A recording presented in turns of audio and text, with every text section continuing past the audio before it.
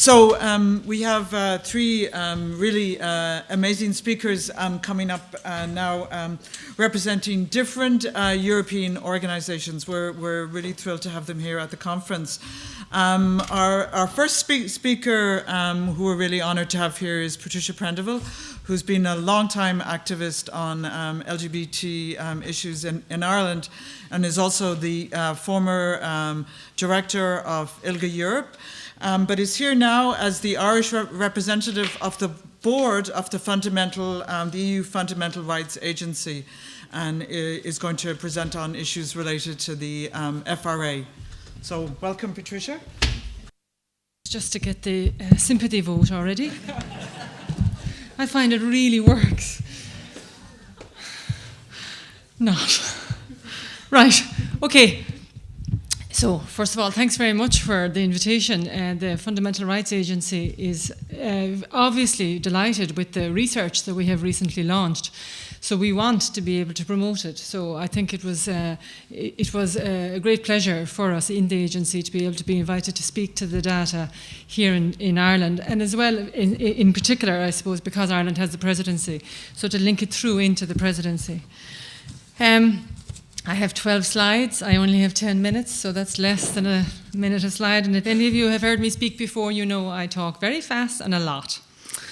So I'll try not to, because really, in a way, there's not an awful lot of point. There is just so much information to talk about. One of the things that we need to do, I think, is just to think a little bit. What are we going to do with all of this new information that we're hearing today? The personal experiences of people, as well then as the data that we have, which is now, if you like, giving a huge amount of ground to the advocacy work of so many of the organisations who are here today. The second thing, I suppose, that I wanted to talk about as well is that I think one of the things that's really important about today's conference is the bringing in of social inclusion to a fundamental rights or a human rights discourse.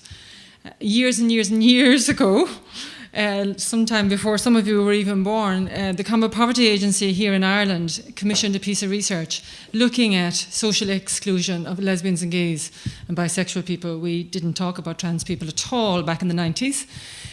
But this was a piece of research that we did back in the 90s. And it was actually quite groundbreaking at the time, because what we were trying to do is to get people to see that the discrimination that you might face in employment, or the discrimination that you might face in terms of access to services, is actually going to exclude you from involvement in society, from involvement in your life, from being able to take part in your life. So I think that the bringing together of the two discourses is actually really important. And I think the other thing that's really important is just all of the collaborations that this conference is demonstrating, and also all of the collaborations that have happened in the last 20 years. So I'm with Morris in thinking that we have come a long way, but we have an awful long way to go. But I just think that the way in which you can see how, the national youth organisations of countries, as well then as the national LGBT organisations, and then the European youth organisations and the European LGBTI organisations, how that cooperation is taking us forward. I think that's really important. And I suppose the other level that's really important is that we have the collaboration now of civil society with the state and with the various institutions, because as we've all been talking about for years, all of us who have been advocating for years would say that you can't have this kind of social change that we're working for just coming from one side. It has to come from both ends, if you like. It has to come from the state, and it has to come from society. And civil society is obviously has been leading in this front for years, but we need to keep on persuading the people who actually have the power and the authority to actually change laws. So,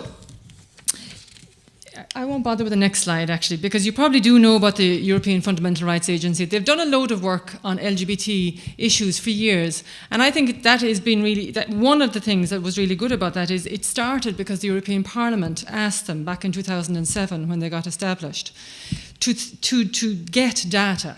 Because there was a lot of us who were advocating at the time for what we were calling the horizontal directive, which would have covered all of the social inclusion issues of health, education, housing, accommodation, rights to services. And everybody was telling us you don't have the information that tells us that this is happening across Europe, that people are being discriminated against in terms of access to services. So the Parliament asked the new Fundamental Rights Agency, and then that got followed up. One of the things that I think was a really key piece of collaboration then between European institutions is that the Council of Europe then followed up and extended that survey beyond the 27 EU countries to the 47 countries of Europe. And I think that's a really important thing, that we remember that Europe is more than 27 countries, well, it'll be 28 soon, but more than 28 countries. And that if we want to say that Europe is a place of fundamental rights, then we have to look to the Council of Europe as well. And obviously, in terms of LGBT rights, we all look to the Council of Europe anyway because of the court. And so it's quite important that we understand the linkages and that we foster those linkages on LGBT rights between the EU and the Council of Europe. So the results, can we go on to the next slide? Yeah. See that URL? It's fantastic. I was going to actually take us through the URL, but you can spend hours on it. They have designed this amazing way of being able to compare country by country, on issue by issue. You can disaggregate the data in terms of gender, in terms of age, in terms of sexual orientation, and then there are some specific transgender questions, but then in terms of trans, then there are which gender identity are people taking up. So you can cross-tabulate the data until tomorrow. You really can. It's absolutely amazing. They have fantastic ways then of demonstrating how the data, or reflecting the data on charts or on pie charts or on graphs, and comparing countries. I think that is really useful. It's very useful because of how you're then going to be able to use the data when you're trying to make your argument. If you want to compare your country, which we all do, Eurovision doesn't happen for no reason. It happens because that's what we all do. We all compare to our neighbours. So in terms of advocacy, I think that what the agency has done has been really fantastic in giving those of us who are advocates tools to go and talk to our national governments, to go and talk to the trainers of our professionals, to go and talk to the teachers, the health providers, the whomevers. And here are the facts, if you like. Then you can take out your country and then you can compare it to your nearest and dearest. And you can say how good we are and then how bad we are. And everybody just plays off everybody else and it's great. 93,000 people responded to this questionnaire. That is the most amazing data set that the Fundamental Rights Agency has ever dealt with. Ever. It was an online survey because the LGBT community is seen to be a hard-to-reach community, but that there were a lot of face-to-face interviews as part of it in order to add some qualitative data as well. So it wasn't just all online. 168 questions with a lot of subsets under some of them, and then looking at daily life, discrimination, awareness of rights, and then trans-specific questions and violence and harassment. And the numbers there are the kind of questions that they had, the numbers of questions that they had on it. And really, honestly, once you get on the website, if you're a data freak at all, you'll really enjoy it. It's just amazing. You can spend hours on it. But if we could go on then, and I just wanted to speak about 3 different elements of the results. The first one, I suppose, is just about being myself. Can I be myself? So the numbers I have taken out are for people aged between 18 and 24, and I have aggregated across the EU. So again, I would encourage you to go into your own country and find out what are the specific numbers for your own country. But this is for young people. Then you can compare young people with older people, the next age bracket up, the really oldie oldies, or whatever, the people like me who only think we're old and, So, but imagine this. So the 15 is always feel able to talk, and then 8 is sometimes feel able to talk. So I've given 2 numbers, which gives you the top 2 scores, if you like, on it. So that's only 23% of people in Europe, of young people, feel able to talk openly at school. That's the highest percentage within the LGBT cohort of European citizens who can talk openly about themselves for young people at school or in their place of work. Only 23% can talk openly.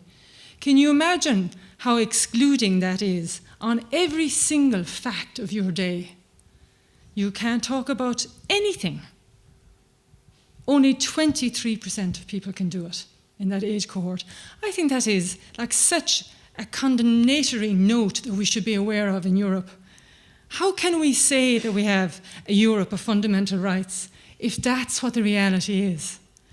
That means that then 53% of people never, and 25% of people hardly ever talk openly. That is the vast majority of young people. I think that is stunning, given that Europe thinks it's a good place for fundamental rights and for human rights. And then the numbers keep on going on about 62% avoid expressing their gender for fear of harassment or violence.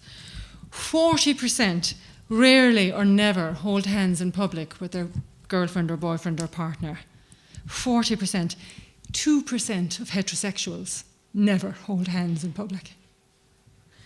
40% of us. As they say, go figure.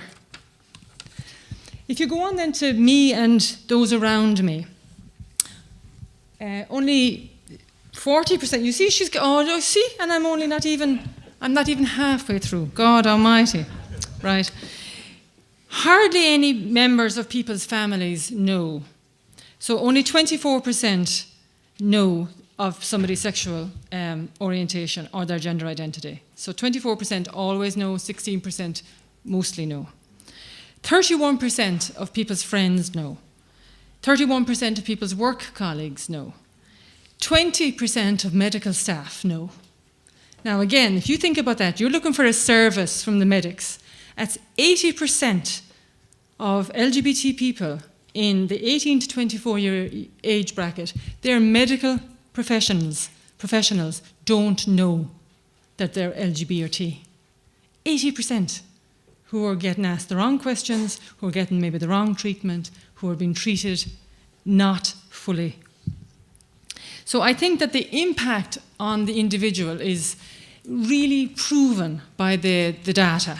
And in a way, it's maybe not news to us. In a way, it's like most of us would say, oh, well, we knew this. But there is something about it being cross-European and being able to then take it out for every country so that then we can see what actually is it like in this country.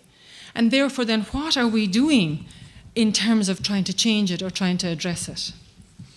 So I'm going to have to skip the next slide, which is the role of others, which is all about the offensive language, the casual jokes and so on. So we'll have to skip that. What helps? So 79% of young people know that there is an organisation that can offer support.